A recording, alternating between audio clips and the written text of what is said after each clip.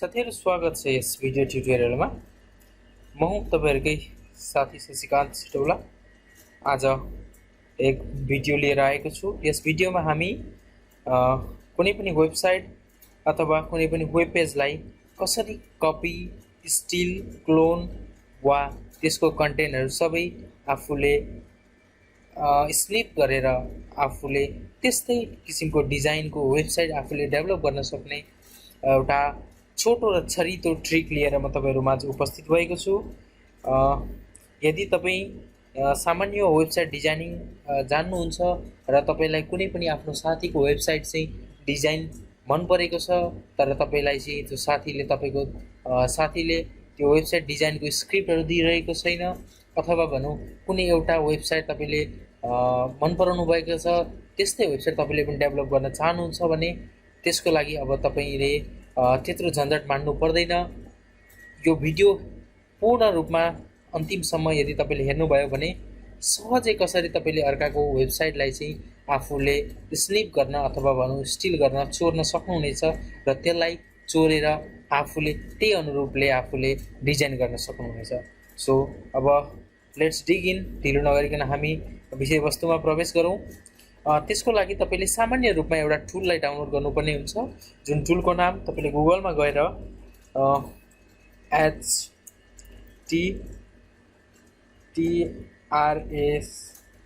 httrack download भनेर search गर्नुपर्ने हुन्छ। httrack डाउनलोड भनेर हुन्छ।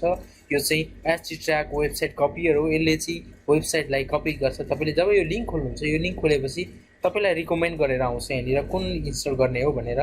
त्यसपछि तपाईले यहाँ क्लिक गरिसकेपछि इन्स्टलेसन सुरु हुन्छ, डाउनलोड प्रोसेस सुरु हुन्छ र मैले अलरेडी डाउनलोड गरिसकेको हुँदाखेरि हामी हेर्न सक्छौं त्यो मेरो सेटअप अलरेडी डाउनलोडेड छ। यसलाई मैले ओपन गरे र मैले यसलाई इन्स्टल गर्दै छु। For the first time install गर्दै छु। Let's see. यसरी जब हामीले इन्स्टल गरिन्छ, इन्स्टल गरिसकेपछि सो एप्लिकेसनलाई हामीले ओपन गरी हेरौं र यसरी यहाँनिर ल्याङ्ग्वेज सोध्छ। हामीले ल्याङ्ग्वेज प्रिफरेन्सेसमा आफूलाई पाएको पर्ने ल्याङ्ग्वेज दिने, पक्कै पनि हामीले इंग्लिशलाई नै चुज गर्ने हुन्छ। सो इंग्लिश चुज गरियो। त्यसपछि यो प्रोक्सी हामीले दिइरहनु पर्दैन, यसलाई क्यान्सल गर्दा भयो। नेक्स्ट गर्नु होला।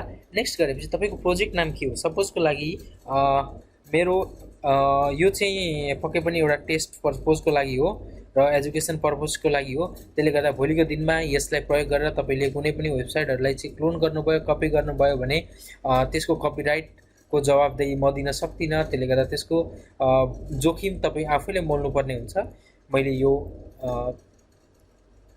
एजुकेसन पर्पजको लागि मात्रै बनाएको हुँदा म यस प्रोसेसमा जति पनि प्रयोग भएको वेबसाइटहरु छ यो techcomnepal.com अनि यो shakerswiss.net यो दुईटै मेरो वेबसाइट रहेको हुँदा म यो वेबसाइट मध्ये shakerswiss.net लाई चाहिँ क्लोन गर्न चाहे। मैले यसलाई कपी गरे किनभने यो मेरो आफ्नै वेबसाइट भएकोले गर्दा कसैको कपिराइट लाग्छ भन्ने मलाई टेन्सन लिनु परेन। तपाईहरुले त्यो कुरो चाहिँ विचार गर्नु होला। भोलिको दिनमा केही तलमाथि भए त्यसको जवाफदेहीता चाहिँ तपाई आफै हुनुपर्ने हुन्छ। र प्रोजेक्ट नेम सपोजको लागि मैले SEEKERSCHOIC ShakersWiss क्लोन भनेर दिए र त्यसपछि तपाईले यहाँनिर नेक्स्ट गर्नुपर्ने हुन्छ। नेक्स्ट गरिसकेपछि यो तपाईले यहाँनिर कहाँनिर आफ्नो पाथ चाहिँ कहाँनिर सेभ गर्ने भनेर यहाँनिर दिएको छ। सी भित्र माई वेबसाइट्स भनेको छ। मैले यसलाई सी नबनाएर मैले यसलाई डी बनाउने छु। डी ड्राइभमा यसको स्टोरेज हुनेछ। मैले डी बनाए। त्यसपछि नेक्स्ट गरे। अब यहाँनिर सोधिएको छ के डाउनलोड गर्ने, एक्सनमा के छ भन्दाखेरि के डाउनलोड गर्ने, डाउनलोड वेबसाइट हो कि website plus question, separated files गर्ने हो, download all the sites in pages, page अलग अलग पेज बनाएर अलग अलग मल्टिपल मिररबाट गर्ने हो कि के गर्ने भनेछ। मैले तपाईलाई रिकमेन्ड गर्दाखेरि डाउनलोड वेबसाइट्स भनेर क्लिक गर्नु होला र तपाई हामीले यहाँनिर एड गर्छौं वेबसाइटको लिंक एड गरिसकेपछि नेक्स्ट क्लिक गर्नु होला। नेक्स्ट गरिसकेपछि यहाँनिर तपाईले प्लिज एडजस्ट कनेक्सन प्यारामिटर्स भनेको छ। इफ नेसेसरी भनेर मेन्सन गरेको छ। हामीलाई जरुरत छैन केही पनि, सिधै हामीले नेक्स्ट गर्न सक्छौं र यसरी वेबसाइटको रिक्वेस्ट सुरु भयो। अब shakerswiss जति पनि डाटाहरु छ यसले चाहिँ स्निफ क्याप्चर गरेर चाहिँ हाम्रो लोकल कम्प्युटरमा यसले सेभ गर्ने प्रक्रिया सुरु भएको छ। तपाईको वेबसाइट जुन वेबसाइट हो कतिको डाटा छ त्यसको अनुसारले चाहिँ यसले टाइम लाग्ने हुन्छ। यसबाट सबै कुरो डाटाहरू हेर्नुस्, रुबिक थीम युज गरेको छ, त्यसको सीएसएस पनि एक्सट्र्याक्ट गरिरहेको छ। साथसाथै त्यति मात्रै नभएर सोसियलाइजर हेर्नुस्, सोसियलाइजरको सीएसएस भयो, अनि तपाईको जति पनि फोटोहरू छ, मिडिया फाइलहरू जति पनि युज गरेको छ सम्पूर्ण यसले चाहिँ स्निप गर्ने हुन्छ र यसले स्निप गरेर हाम्रो लोकल कम्प्युटरमा सेभ गर्दैछ। अब प्रतीक्षा गरौँ केही समय। यसले मलाई लाग्दैन त्यत्रो धेरै समय लिन्छ होला, किनभने यो वेबसाइटमा मेरो त्यत्रो धेरै ठुलो डाटा पनि छैन। So let's wait and watch. र हेर्दा हेर्दै यदि भिडियो मन पर्यो भने अनि प्रभावकारी लाग्यो भने तपाईहरूले कमेन्ट, सब्सक्राइब र सेयर गर्न चाहिँ नबिर्सिनु होला। सो मैले भिडियोलाई पज गरिनँ, किनभने पज गर्दाखेरि भरे त्यति विश्वसनीयता नलाग्न सक्छ। त्यसले गर्दा सिधै मैले कन्टिन्युटी दिएँ। हेरौँ कति समय लाग्ने हो। यो सम्भवतः सकिनुपर्ने हो। अब एस्टिमेटेड टाइम भनेर दिइरहेको छ। Let's wait and watch.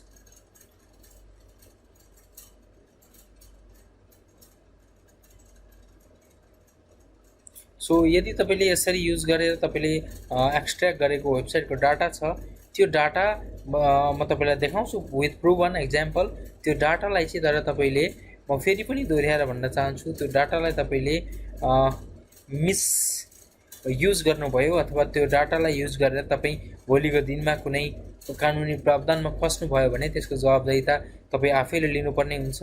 मैले भिडियोको सुरुवाती चरणमै भनिसकेको छु, यो भिडियो चाहिँ एकदम एजुकेसन पर्पजको लागि मात्रै हो र यस्ता टुल्सहरूलाई युज गरेर भोलिको दिनमा यसले कुनै पनि साइबर क्राइम अथवा भनौँ सेक्युरिटीमा चाहिँ कुनै पनि तपाईँको क्लेम लागेमा त्यसको जवाबदेहिता चाहिँ तपाईँ आफैले बिहोर्नुपर्ने हुन्छ।